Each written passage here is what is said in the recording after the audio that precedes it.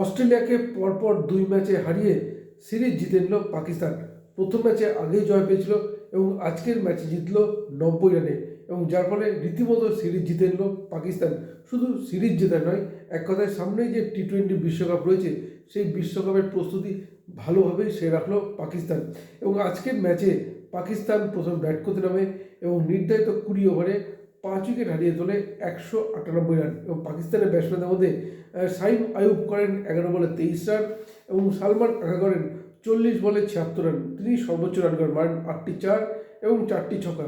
বাবর আজম এদিন কিন্তু রান পাননি, 5 বলে মাত্র 2 রান করে আউট হয়ে যান।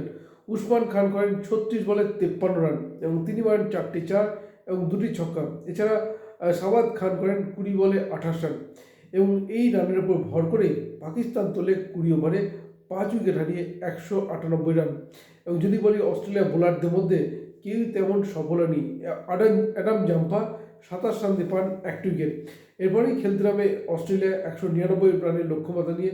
একটা বড় টার্গেট পাকিস্তানের ঘরের মাঠে খেলা, ফলে প্রথম থেকেই কিন্তু চ্যালেঞ্জটা ছিল, কিন্তু শুরুতেই উইকেট হারিয়ে চাপে পড়ে যায় অস্ট্রেলিয়া।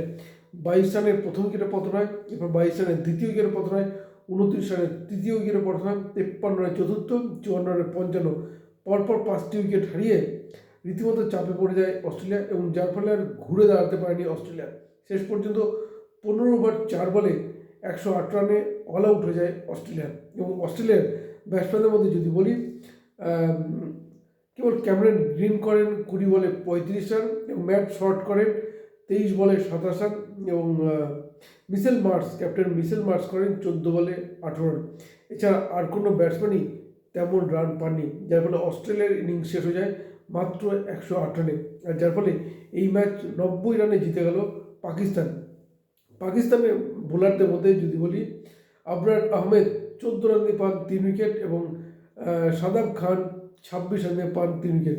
এবং এই জয় কিন্তু পাকিস্তানের আত্মবিশ্বাস অনেকটাই বাড়িয়ে রাখবে, কারণ সামনে যে টি-20 বিশ্বকাপ রয়েছে তা কিন্তু হচ্ছে উপমহাদেশে ভারত এবং শ্রীলঙ্কায়। পাকিস্তানের প্রত্যেকটি খেলা পড়েছে শ্রীলঙ্কায়, ফলে স্বাভাবিকভাবেই এই প্রস্তুতি, বিশেষ করে ঘরের মাঠে অস্ট্রেলিয়ার মতো দলের বিরুদ্ধে এই জয় কিন্তু পাকিস্তানের আত্মবিশ্বাস অনেকটাই বাড়িয়ে দেবে। কী মনে হয় আপনাদের? আপনাদের মতামত জানাতে পারেন আমাদের কমেন্ট বক্সে।